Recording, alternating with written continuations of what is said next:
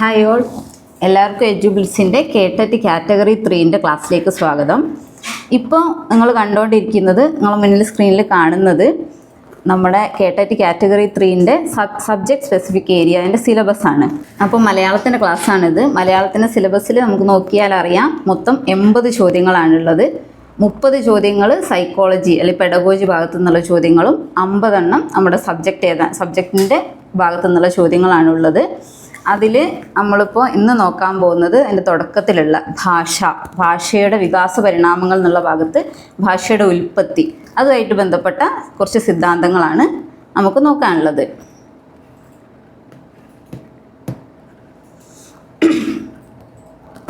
അപ്പോൾ നമുക്കറിയാം, ലോകത്ത് എന്തിനെ പറ്റി ചോദിച്ചാലും ആൾക്കാർക്ക് പല അഭിപ്രായങ്ങളും ഉണ്ടാവില്ലേ. മനുഷ്യൻ എങ്ങനെയാണ് ഉണ്ടായെന്ന് ചോദിച്ചാൽ പല അഭിപ്രായങ്ങളും ഉണ്ടാവും.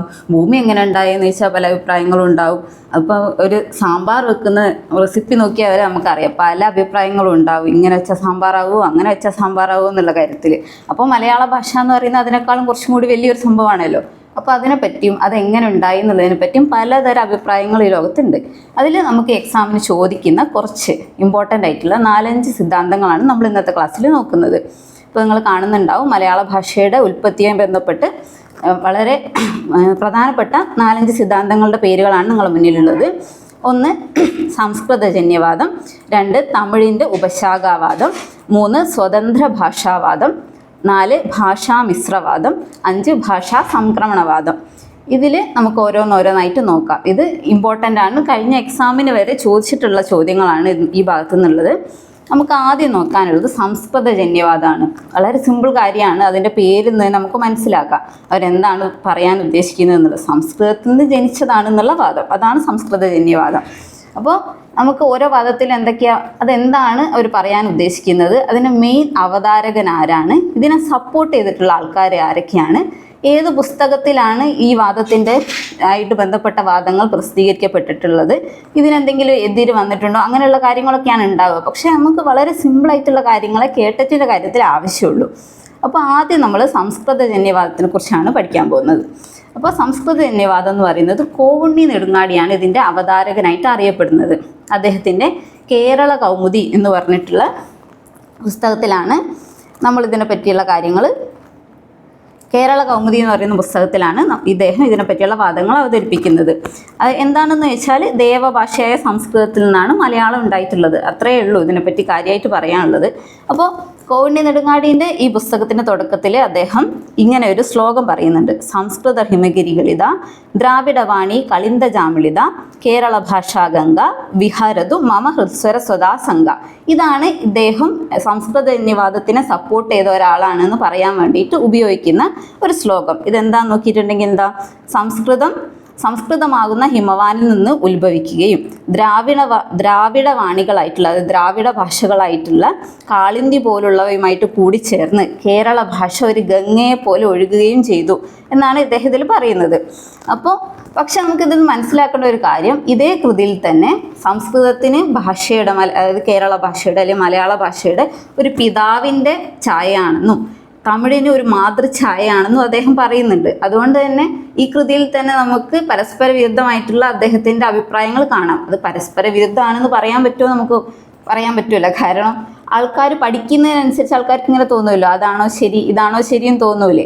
അങ്ങനെ ഇനി ഇദ്ദേഹം പറഞ്ഞിട്ടുമില്ല ഞാൻ സംസ്കൃതത്തിൽ നിന്നാണ് മലയാളം ഉണ്ടായതെന്ന് ഇദ്ദേഹം വാദിക്കുന്നു, ഇദ്ദേഹം പറയുന്നുമില്ല. ഇത് വായിക്കുന്ന നമ്മളാണ് ഇത് തീരുമാനിക്കുന്നത്. പക്ഷേ എപ്പോഴും ചോദ്യം ചോദിക്കുന്നതാണ് സംസ്കൃതജന്യവാദത്തിൻ്റെ അവതാരകനാര്? ഉത്തരം കോവുണ്ണി നെടുങ്ങാടിയാണ്. പിന്നെ സംസ്കൃതജന്യവാദത്തിൽ നമുക്ക് പറയാനുള്ളത് ലീലാതിലകം. ലീലാതിലകം എന്താണെന്ന് എല്ലാവർക്കും അറിയായിരിക്കും അല്ലേ. ലീലാതിലകം എന്ന് പറയുന്നത് മണിപ്രവാള അല്ലെങ്കിൽ മലയാള ഭാഷയുടെ ലക്ഷണങ്ങളൊക്കെ പറയുന്ന ഒരു ഗ്രന്ഥമാണ്. 14-ാം നൂറ്റാണ്ടിൻ്റെ അവസാനത്തിലാണ്. ആരാ എഴുതിയെന്ന് അറിയില്ല, അജ്ഞാത കർത്തൃകാണ്. അപ്പോൾ ലീലാതിലകം അജ്ഞാത കർത്തൃകായിട്ടുള്ളൊരു ലക്ഷണകൃതിയാണ്.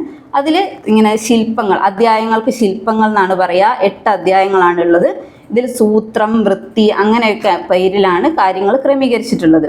അപ്പോൾ ലീലാതിലകത്തിൽ 15, 135 സൂത്രങ്ങളുടെ വൃത്തിയിൽ, ഈ 2 വൃത്തിയിലും ഭാഷയ്ക്ക് ആദ്യം ഉണ്ടെന്നും അത് സംസ്കൃതമാണെന്നും ലീലാതിലകം പറയുന്നുണ്ട്. അപ്പോൾ എന്താ പറയുന്നത്, ഭാഷയ്ക്ക് ആദ്യം ഉണ്ടെന്നും അത് സംസ്കൃതമാണെന്നും പറയുന്നുണ്ട്. പക്ഷേ ഈ ലീലാതിലകത്തിൽ തന്നെ ഇതിന് വിരുദ്ധമായിട്ടുള്ള അഭിപ്രായങ്ങളും കാണാൻ പറ്റും.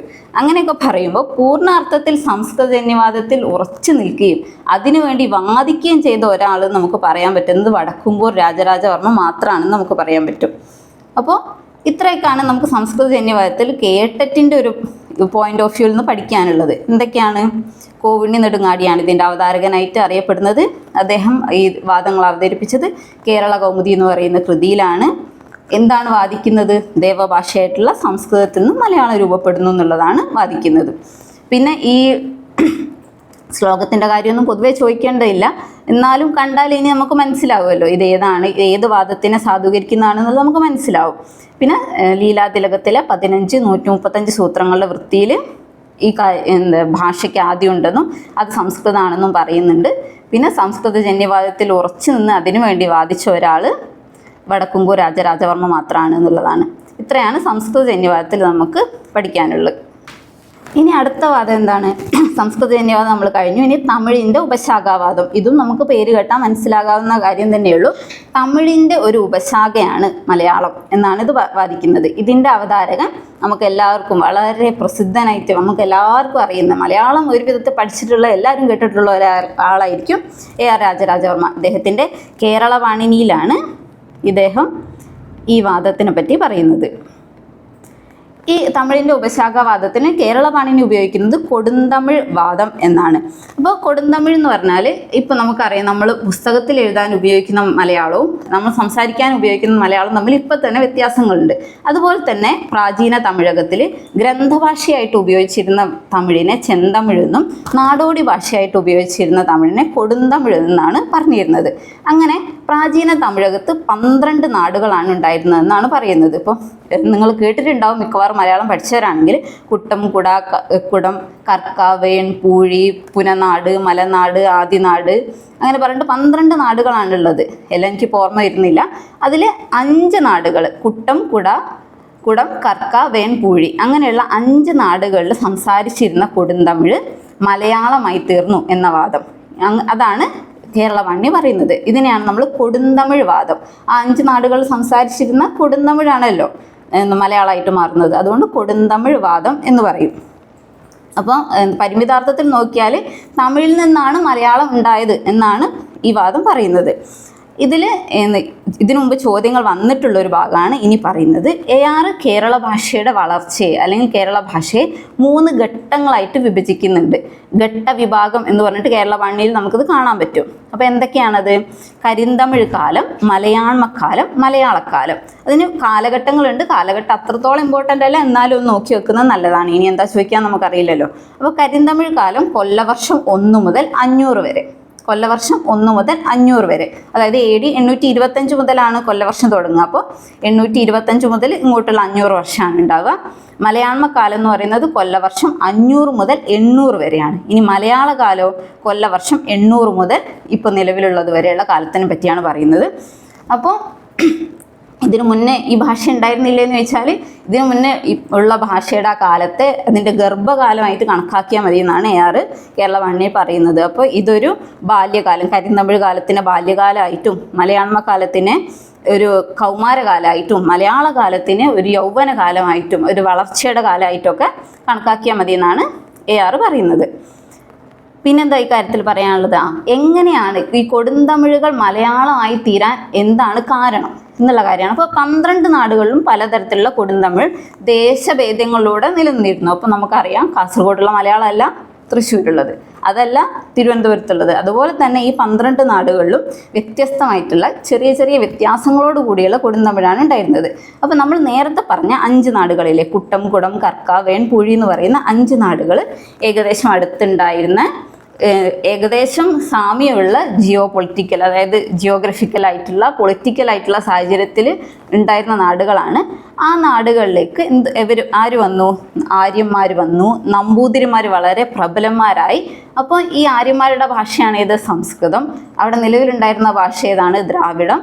അങ്ങനെ ഇതെല്ലാം കൂടെ കൂടിച്ചേർന്ന് ഈ കൊടുന്തമിഴിന് മാറ്റം സംഭവിച്ച് അങ്ങനെ അത് മലയാളമായിട്ട് മാറി എന്നാണ് ഈ വാദത്തിൽ പാണിനി പറയുന്നത്.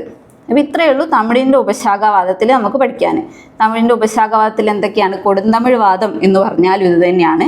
ഇനിയിപ്പോൾ തമിഴിൽ നിന്നാണ് മലയാളം ഉണ്ടായത് എന്ന് വാദിക്കുന്നത് എന്ന് പറയുമ്പോഴും ഉദ്ദേശിക്കുന്നത് ഇത് തന്നെയാണ്. അപ്പോൾ അവതാരകൻ AR രാജരാജവർമ്മയാണ്. കേരള പാണിനിയിലാണ് ഇതിനെപ്പറ്റി പറയുന്നത്. പ്രാചീന തമിഴകത്തിൽ 12 നാടുകളുണ്ടായിരുന്നു. അതിൽ കുട്ടംകുടം, കർക്കാവേൺ, പൂഴി എന്ന് പറയുന്ന 5 നാടുകളിലെ കൊടുന്തമിഴ് മലയാളമായിട്ട് തീർന്നു എന്നതാണ് ഈ വാദം. പിന്നെ ARൻ്റെ ഘട്ടവിഭാഗം, കേരള ഭാഷയെ അദ്ദേഹം 3ആയിട്ട് വിഭജിക്കുന്നുണ്ട്. കരിന്തമിഴ് കാലം, മലയാളക്കാലം, മലയാളമക്കാലം. ഇനി അടുത്ത് നമുക്ക് നോക്കാനുള്ളത് മൂലദ്രാവിഡ ഭാഷയുടെ സ്വതന്ത്ര ശാഖ എന്ന് പറയുന്ന വാദമാണ്.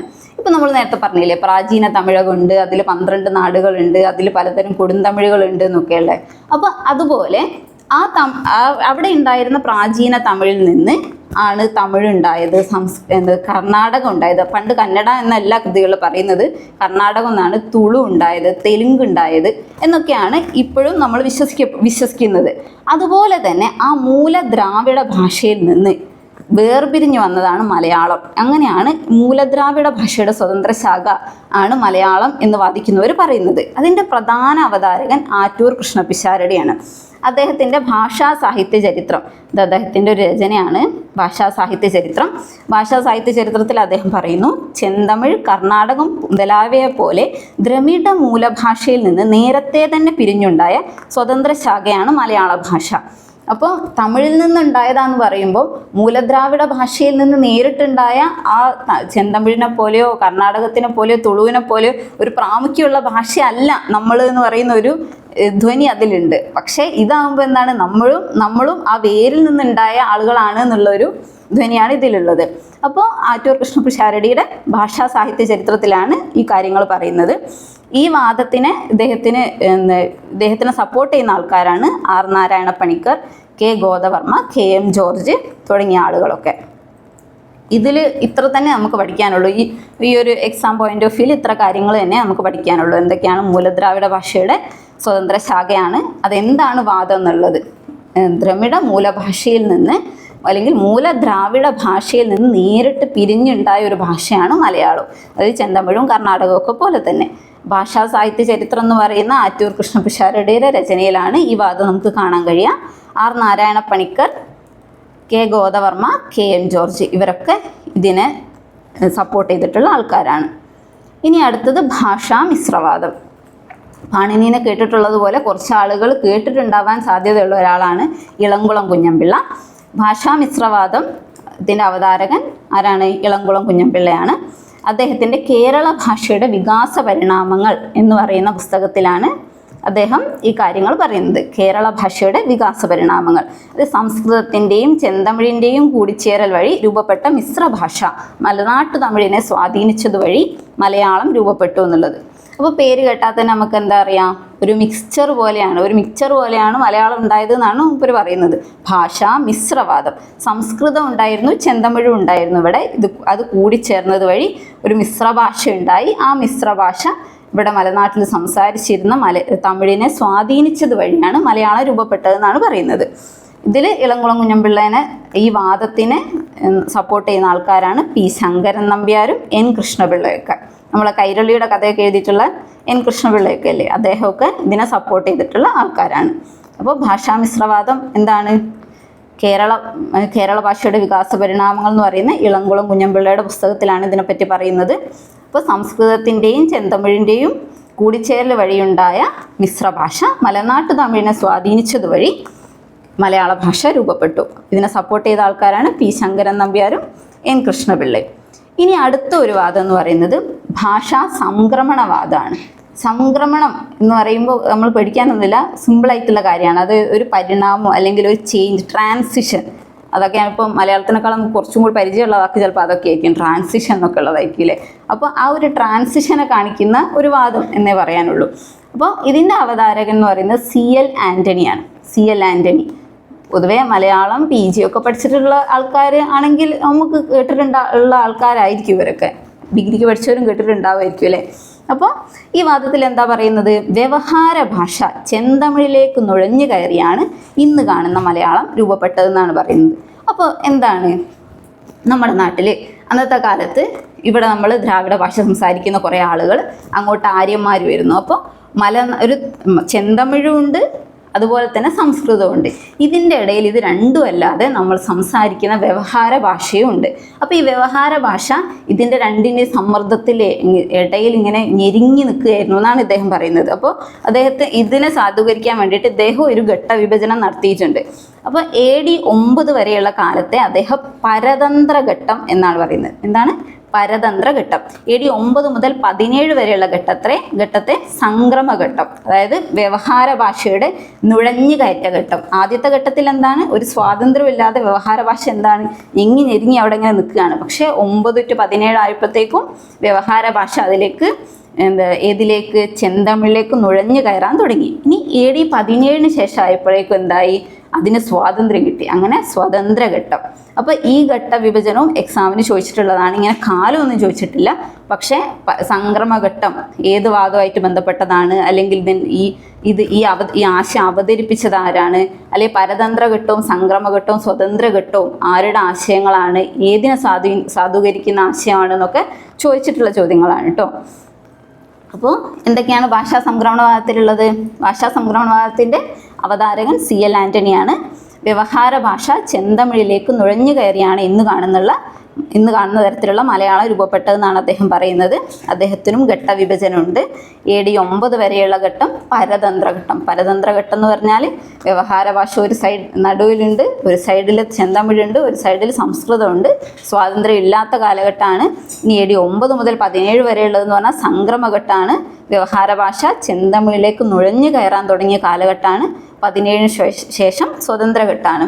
പക്ഷേ ഈ വാദത്തിനും കുറേ പ്രശ്നങ്ങളുണ്ട്. കാരണം നമ്മൾ നേരത്തെ പറഞ്ഞു, വ്യവഹാര ഭാഷ നടുവിലും ചെന്തമിഴും സംസ്കൃതവും രണ്ട് സൈഡിലും നിൽക്കുകയാണ്. എന്തുകൊണ്ട് ചെന്തമിഴിലേക്ക് മാത്രം വ്യവഹാര ഭാഷ നുഴഞ്ഞു കയറി ഇപ്പോഴത്തുള്ള സംസ്കൃതത്തിലേക്ക് പോയില്ലേ? അങ്ങനെയാണെങ്കിൽ അവിടെ അങ്ങനെ ഒരു ഭാഷ ഉണ്ടാവണ്ടേ? അല്ലെങ്കിൽ ഈ വ്യവഹാര ഭാഷയ്ക്ക് പേരുണ്ടോ? അല്ലെങ്കിൽ ആ വ്യവഹാര ഭാഷ എങ്ങനെയാണ് രൂപപ്പെട്ടത്? അങ്ങനെയുള്ള കാര്യങ്ങൾക്കൊന്നും ഇതിനെ സാധൂകരിക്കുന്ന ഒരു വാദങ്ങളും നൽകാൻ ഇവർക്ക് സാധിച്ചിട്ടില്ല. അതുകൊണ്ട് തന്നെ ഇതും അങ്ങനെ പരക്കെ അംഗീകരിക്കപ്പെടുന്ന ഒരു വാദമാണെന്നൊന്നും നമുക്ക് പറയാൻ പറ്റില്ല. ഈ കൂട്ടത്തിൽ ഏറ്റവും കൂടുതൽ അംഗീകരിക്കപ്പെടുന്ന വാദം എന്ന് പറയുന്നത് തമിഴിൻ്റെ ഉപശാഖാവാദം, അല്ലെങ്കിൽ മൂലദ്രാവിഡ ഭാഷയുടെ സ്വതന്ത്ര ശാഖ എന്നൊക്കെ പറയുന്ന വാദങ്ങളാണ്. കാരണം സംസ്കൃതജന്യവാദം ആകുമ്പോൾ നമ്മൾ ഗോത്ര വിഭജനമൊക്കെ നോക്കുമ്പോൾ ഇവർ രണ്ട് ഗോത്രത്തിലുള്ള ആൾക്കാരായിപ്പോയി. അതിനെപ്പറ്റി നമുക്ക് അടുത്ത ക്ലാസ്സിൽ പറയാം. അപ്പോൾ ഇതിൽ കൂടുതൽ അംഗീകരിക്കപ്പെട്ടിട്ടുള്ള വാദം എന്ന് പറയുന്നത് തമിഴിൻ്റെ ഉപശാഖാവാദം, അല്ലെങ്കിൽ കൊടുന്തമിഴ് വാദം എന്നൊക്കെ പറയുന്നത് തന്നെയാണ്. നമുക്കറിയാം, നമ്മുടെ ഭാഷയിൽ നോക്കിയാൽ തന്നെ തമിഴിൻ്റെ ഭയങ്കര സ്വാധീനം വാക്കുകളിലും ഒക്കെ നമുക്ക് കാണാൻ കഴിയുന്നതാണ്. അപ്പോൾ ഇത്രയൊക്കെയാണ് നമുക്ക് ഈ വിഷയത്തിൽ നമുക്ക് ഈ ഒരു എക്സാം പോയിന്റ് ഓഫ് വ്യൂ പറയാനുള്ളത്. ഒന്നുകൂടി നമുക്ക് നോക്കുകയാണെങ്കിൽ മലയാള ഭാഷയുടെ ഉൽപ്പത്തി സിദ്ധാന്തങ്ങളാണ് നമ്മൾ ഇപ്പോൾ പറഞ്ഞത്. എന്തൊക്കെയാണ്? സംസ്കൃതജന്യവാദം, തമിഴിൻ്റെ ഉപശാഖാവാദം, സ്വതന്ത്ര ഭാഷാവാദം, ഭാഷാമിശ്രവാദം, ഭാഷാ സംക്രമണവാദം. വേഗത്തിലൊന്ന് നോക്കിയാൽ സംസ്കൃതജന്യവാദം കോവിഡിന് നെടുങ്ങാടിയാണ്. കേരള കൗമുദി എന്ന് പറയുന്ന കൃതിയിലാണുള്ളത്. വേദഭാഷയായിട്ടുള്ള സംസ്കൃതത്തിൽ നിന്ന് മലയാളം ഉണ്ടായി. ഇനി ലീലാതിലകത്തിൽ 15 135 സൂത്രങ്ങളുടെ വൃത്തിയിലും ഇങ്ങനെ ഭാഷയ്ക്ക് ആദ്യം ഉണ്ടെന്നും അത് സംസ്കൃതമാണെന്നും പറയുന്നുണ്ട്. പക്ഷേ ഈ കാര്യത്തിൽ ഉറച്ചു നിന്ന് ഇതിനു വേണ്ടി വാദിച്ചത് വടക്കുംകൂർ മാത്രമാണ്. ഇനി തമിഴിൻ്റെ ഉപശാഖാവാദം എന്ന് പറഞ്ഞിട്ടുണ്ടെങ്കിൽ തമിഴിൽ നിന്നാണ്, കൊടുന്തമിഴിൽ നിന്നാണ് മലയാളം ഉണ്ടായതെന്നാണ് പറയുന്നത്. അതിൻ്റെ അവതാരകൻ AR രാജരാജവർമ്മയാണ്. കേരള പാണിനിയിലാണിത് പറയുന്നത്. കുട്ടംകുടം, കർക്ക, വേൺപൂഴി എന്ന് പറയുന്ന 5 നാടുകളിലെ കൊടുന്തമിഴ് മലയാളമായിട്ട് മാറി എന്നുള്ളത്. അതിൽ ഘട്ടവിഭജനം ഇമ്പോർട്ടൻ്റ് ആണ്. പേരെന്തായാലും പഠിക്കുക തന്നെ വേണം. കരിന്തമിഴ് കാലം, മലയാളക്കാലം, മലയാളകാലം എന്നുള്ളത്. പിന്നെ പറയാനുള്ളത് ഇതിൻ്റെ പ്രധാന കാരണങ്ങൾ, ഇങ്ങനെ കൊടുന്തമിഴിൽ നിന്ന് മലയാളം ഉണ്ടാവാനുള്ള കാരണം നമ്പൂതിരിമാരുടെ പ്രാബല്യവും ആര്യദ്രാവിഡ സാങ്കര്യമാണെന്നുള്ള കാര്യം. അതൊന്നും ഇതുവരെ എക്സാമിന് അങ്ങനെ ചോദിച്ച് കണ്ടിട്ടില്ല. പക്ഷെ എന്നാലും പഠിക്കുന്ന ഇപ്പോൾ കാര്യം കാരണം സ്റ്റേറ്റ്മെൻറ്റ് വൈസ് ചോദ്യങ്ങളിലേക്കൊക്കെ എല്ലാ പരീക്ഷകളും മാറുന്നൊരു സമയമാണല്ലോ. അതുകൊണ്ട് ഇങ്ങനെ കുറച്ച് ഡെപ്തിൽ നമ്മൾ കാര്യങ്ങൾ പഠിക്കുന്ന നമുക്ക് കൺഫ്യൂഷൻ ഒഴിവാക്കാൻ സഹായിക്കും. ഇനി മൂലദ്രാവിഡ ഭാഷയുടെ സ്വതന്ത്ര ശാഖ എന്ന് പറയുന്നത് അതിൻ്റെ അവതാരകൻ ആറ്റൂർ കൃഷ്ണ പിഷാരടിയാണ്. ഭാഷാ സാഹിത്യ ചരിത്രം എന്ന് പറയുന്ന പുസ്തകത്തിലാണ് അദ്ദേഹത്തിനെക്കുറിച്ച് പറയുന്നത്. അതായത് ചെന്തമിഴ്, കർണാടകമൊക്കെ പോലെ തന്നെ മൂലദ്രാവിഡ ഭാഷയിൽ നിന്ന് പിരിഞ്ഞാണ് മലയാളം ഉണ്ടായത്. R Narayana Panicker, K Godavarma, KM George ഇവരൊക്കെയാണ് ഈ വാദത്തെ പിന്തുണയ്ക്കുന്നത്. ഇനി ഭാഷാമിശ്രവാദം, പേര് പോലെ തന്നെ ഒരു മിശ്ര ഭാഷ ഉണ്ടായി. ആ മിശ്ര ഭാഷ മലനാട്ട് തമിഴിനെ സ്വാധീനിച്ചിട്ടാണ് മലയാളം ഉണ്ടായത് എന്നുള്ളത്. കേരള ഭാഷയുടെ വികാസ പരിണാമങ്ങൾ എന്നുള്ളതാണ് അദ്ദേഹത്തിൻ്റെ രചന. പി ശങ്കരൻ നമ്പ്യാരും എൻ കൃഷ്ണപിള്ളയാണ് ഇതിനെ സപ്പോർട്ട് ചെയ്യുന്ന ആൾക്കാർ. ഇനി ഭാഷാ സംക്രമണവാദം CL ആൻ്റണി. അത് മാത്രമാണ് നമുക്ക് അത്ര പരിചയമില്ലാത്തൊരു പേരും ഒരാളുടെ പേരുമായിട്ട് എനിക്ക് തോന്നുന്നത്, ചില ആൾക്കാർക്കെങ്കിലും തോന്നാൻ സാധ്യതയുള്ളത്. അപ്പോൾ വ്യവഹാര ഭാഷ ചെന്തമിഴിലേക്ക് നുഴഞ്ഞു കയറി ഇന്ന് കാണുന്ന മലയാളം ഉണ്ടായി. അതിലും ഒരു ഘട്ടവിഭജനമുണ്ട്, പരതന്ത്രഘട്ടം, സംക്രമഘട്ടം, സ്വതന്ത്രഘട്ടം എന്ന് പറയുന്നത്. ഇനി നമുക്ക് കുറച്ച് ചോദ്യങ്ങൾ നോക്കാം. അതിൽ 4-5 പ്രീവിയസ് ക്വസ്റ്റ്യൻസും കുറച്ചെണ്ണം നമ്മളല്ലാണ്ട് ഉള്ള ചോദ്യങ്ങളുമാണ്. അപ്പോൾ ആദ്യത്തെ ഒരു ചോദ്യം നോക്കിയാൽ പരതന്ത്രഘട്ടം, സംക്രമണഘട്ടം, സ്വതന്ത്രഘട്ടം എന്നിങ്ങനെ ഭാഷാഘട്ട വിഭജനം നടത്തിയതാര് എന്നുള്ളതാണ്. ഇപ്പം നമുക്ക് ഈസി ആയിട്ട് കിട്ടും, നമ്മളിപ്പോൾ ഇങ്ങോട്ട് ക്ലാസ് കഴിഞ്ഞ് ഇങ്ങോട്ട് വന്നിട്ടല്ലേ ഉള്ളൂ അല്ലേ. അത് കേട്ടിരിക്കുന്നതുകൊണ്ട് നമുക്കിതിൽ സംശയമൊന്നും ഉണ്ടാവില്ല. എന്നാലും സംശയമുള്ളവരൊന്ന് ശ്രദ്ധിച്ചു നോക്കിയാൽ എന്തൊക്കെയാണ് ഓപ്ഷൻസ്? പ്രൊഫസർ CL ആൻ്റണി ഉണ്ട്, LV രാമസ്വാമി അയ്യർ ഉണ്ട്, ഡോക്ടർ KM ജോർജ് ഉണ്ട്, ആറ്റൂർ കൃഷ്ണപിഷാരടി ഉണ്ട്. അപ്പോൾ ഏതാണ്? CL ആൻ്റണിയാണ് അതിൻ്റെ ഉത്തരം. ഇനി അടുത്തത് മലയാളം സംസ്കൃതജന്യമാണ് എന്ന അഭിപ്രായത്തിൻ്റെ അവതാരകനാര്? മലയാളം സംസ്കൃതത്തിൽ നിന്നാണ് ഉണ്ടായതെന്ന് പറഞ്ഞത് ഈ കൂട്ടത്തിൽ ആരാണെന്ന്? ആരൊക്കെയാ ഓപ്ഷന്? AR രാജരാജവർമ്മയാണോ, കോവിണി നെടുങ്ങാടിയാണോ, P Sankaran നമ്പ്യാരാണോ, P ഗോവിന്ദപിള്ളയാണോ? നമുക്കറിയാം കോവിണി നെടുങ്ങാടിയാണ്. ഇതിൽ നമുക്ക് വേറെ സംശയത്തിൻ്റെ ആവശ്യമൊന്നുമില്ല. കേരള കൗമുദി കോവിണി നെടുങ്ങാടിയാണ് ചോദ്യത്തിൻ്റെ ഉത്തരം.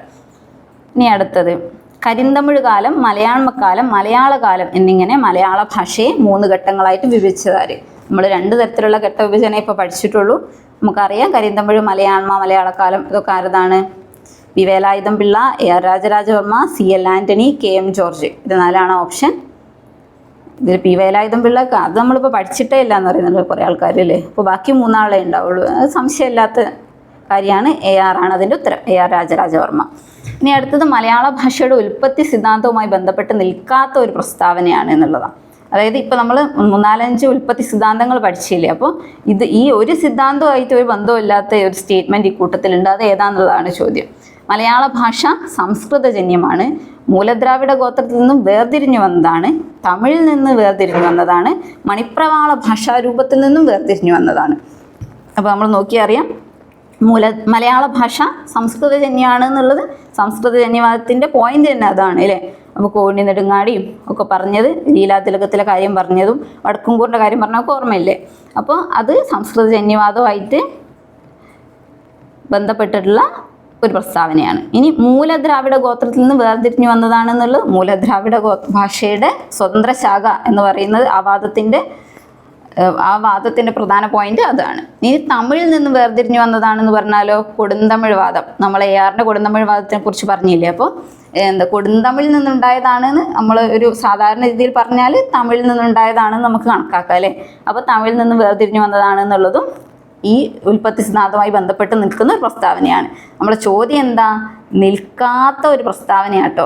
ഇങ്ങനെയാണ് നമ്മൾ ചോദ്യങ്ങൾ തെറ്റിക്കുക. നിൽക്കുന്നതാണോ നിൽക്കാത്തതാണോ? അപ്പോൾ നിൽക്കാത്ത എന്ന് വായിച്ചിട്ട് പക്ഷെ മനസ്സിൽ നിൽക്കുന്നതായിരിക്കും. അപ്പോൾ മലയാള ഭാഷ സംസ്കൃതജന്യമാണ്, ശരിയാണ്, വളരെ ശരിയാണെന്ന് പറഞ്ഞ് നമ്മളെ കർപ്പിക്കും. പിന്നെ Bയും Cയും Dയും ഒക്കെ കണ്ടുവരുമ്പോഴാണ് നമുക്ക് പറ്റിയ കാര്യം മനസ്സിലാവുക. മണിപ്രവാള ഭാഷാരൂപത്തിൽ നിന്ന് വേർതിരിഞ്ഞു വന്നതാണ്. അങ്ങനെ നമ്മളിപ്പോൾ പഠിച്ച ഒരു വാദത്തിൽ നമ്മൾ അങ്ങനെയുള്ള കാര്യം പറഞ്ഞിട്ടില്ല അല്ലേ. മണിപ്രവാള ഭാഷാരൂപത്തിൽ നിന്നാണ് മലയാളം ഉണ്ടായത് എന്നുള്ളത്. അപ്പോൾ അതല്ല. അപ്പോൾ ഇതാണ് ചോദ്യത്തിൻ്റെ ഉത്തരം. D ഓപ്ഷനാണ് ചോദ്യത്തിൻ്റെ ഉത്തരം. ഇനി അടുത്തത് മലയാള ഭാഷയുടെ നിരുക്തിയുമായി ബന്ധപ്പെട്ട കൊടുന്തമിഴ് വാദത്തിൻ്റെ അവതാരകനാര്? നമ്മളൊരു റെപ്പറ്റീഷൻ പോലെയുള്ള ചോദ്യമാണല്ലേ. കൊടുന്തമിഴ് വാദത്തിൻ്റെ അവതാരകനാരാ? ആരായിരുന്നു? CL ആൻ്റണിയാണോ, K ഗോദവർമ്മയാണോ, കോവിണി നെടുങ്ങാടിയാണോ, AR ആണോ? അതെ, AR ആണ്. കൊടുന്തമിഴ് വാദം അല്ലെങ്കിൽ തമിഴിൽ നിന്നാണ് മലയാളം ഉണ്ടായത് എന്നൊക്കെ പറയുന്നത് AR ആണ് അല്ലേ. ഇനി അടുത്തത് ഭാഷാ സാഹിത്യ ചരിത്രം ആരുടെ രചനയാണ്? ഭാഷാ സാഹിത്യ ചരിത്രം ആരുടെ രചനയാണ്? ആറ്റൂരുണ്ട്, വടക്കുംകൂറുണ്ട്, KM ജോർജ് ഉണ്ട്, ഉള്ളൂരുണ്ട്. ആരുടെ രചനയാണ്? അതെ, ആറ്റൂർ കൃഷ്ണപിഷാരടിയുടെ രചനയാണ്. മൂലദ്രാവിഡ ഭാഷയുടെ സ്വതന്ത്ര ശാഖ എന്ന് പറയുന്ന വാദം അതിലാണ് വരുന്നതെന്നൊക്കെ നമ്മൾ പറഞ്ഞു കഴിഞ്ഞതാണ് അല്ലേ. അപ്പോൾ ഓപ്ഷൻ A ആണ് അതിൻ്റെ ഉത്തരം. ഇനി അടുത്തത് താഴെ പറഞ്ഞിരിക്കുന്നവയിൽ മൂലദ്രാവിഡ ഭാഷയുടെ സ്വതന്ത്ര ശാഖയാണ് മലയാളം എന്ന് അഭിപ്രായപ്പെടാത്തതാര്? അപ്പോൾ ഏതൊക്കെയാണ് ഓപ്ഷൻ? R നാരായണ പണിക്കരുണ്ട്, വടക്കുംകൂർ രാജരാജവർമ്മയുണ്ട്, KM ജോർജ് ഉണ്ട്, K ഗോദവർമ്മ ഉണ്ട്. പക്ഷേ ഇതിൻ്റെ ഒരു പ്രശ്നം എന്താ? നമുക്ക് ആദ്യം തന്നെ അറിയാം വടക്കുംകൂർ എന്ന് പറയുന്നത് ഇതുമായിട്ട് ഒരു ബന്ധമുള്ള ആളല്ല എന്നുള്ളത്. വടക്കുംകൂർ ആദ്യമേ സംസ്കൃത ജന്യവാദത്തിന് വേണ്ടി ഘോരം വാദിച്ചിട്ടുള്ള ഒരാളാണ്. അപ്പോൾ വടക്കുംകൂർ നമുക്ക് ആദ്യം തന്നെ ഈ അഭിപ്രായമായിട്ടൊരു ബന്ധമില്ലാത്ത ആളാണെന്നുള്ള രീതിയിൽ നമുക്ക് മാർക്ക് ചെയ്യാൻ പറ്റും അല്ലേ. അപ്പോൾ വടക്കുംകൂർ രാജരാജവർമ്മയാണ് ഇതിൻ്റെ ഉത്തരം അല്ലേ. ഇനി അടുത്ത എന്താ, വ്യവഹാര ഭാഷ ചെന്തമിഴിലേക്ക് നുഴഞ്ഞു കയറി മലയാള ഭാഷയുടെ ഉൽപ്പത്തിയുമായി ബന്ധപ്പെട്ട ഏത് വാദത്തെ സാധൂകരിക്കുന്ന പ്രസ്താവനയാണിത്? നമ്മൾ എത്രയോ പ്രാവശ്യം ഇപ്പോൾ പറഞ്ഞു കഴിഞ്ഞൊരു ചോദ്യമാണ്. നുഴഞ്ഞു കയറുക എന്നൊക്കെ പറയുന്നത് സംക്രമണവാദമായിട്ട് ബന്ധപ്പെട്ടാണ്. ആ വാക്ക് തന്നെ നമ്മളൊന്ന് ഒരു കീ പോയിന്റ് ആയിട്ട് എടുത്താൽ തന്നെ നമുക്ക് എക്സാമിൽ നമുക്ക് ആൻസർ ചെയ്യാൻ പറ്റും. സംക്രമണവാദമായിട്ട് ബന്ധപ്പെട്ട ഒരു ട്രാൻസിഷൻ അല്ലെങ്കിൽ ഒരു യാത്ര, ഒരു മാറ്റം അങ്ങനെയൊക്കെ കണക്കാക്കിയാൽ അതാണ് ഉത്തരം. നമ്മൾ ഓപ്ഷൻസ് ബാക്കി വായിച്ചില്ല. ഭാഷാ മിശ്രവാദം, സംസ്കൃത ജന്യവാദം, സ്വതന്ത്രവാദം, ഇതൊന്നുമല്ല, ഭാഷാ സംക്രമണവാദമാണ് അല്ലേ. വ്യവഹാര ഭാഷ ചെന്തമിഴിലേക്ക് നുഴഞ്ഞു കയറി എന്ന് പറയുന്നത്. ഇനി അടുത്തത്, മൂലദ്രാവിഡ ഭാഷയുടെ സ്വതന്ത്ര ശാഖയാണ് മലയാളം എന്ന വാദത്തിൻ്റെ അവതാരകൻ ആരാണ്? മൂലദ്രാവിഡ ഭാഷയുടെ സ്വതന്ത്ര ശാഖയാണ് മലയാളം എന്ന് പറഞ്ഞാൽ ആരാ? AR ആണോ? അല്ല. AR എന്താ പറഞ്ഞത്? കൊടുന്തമിഴ് വാദമാണ് പറഞ്ഞത് അല്ലേ. തമിഴിൽ നിന്നുണ്ടായി എന്നാ പറഞ്ഞത്. ആറ്റൂരാണോ?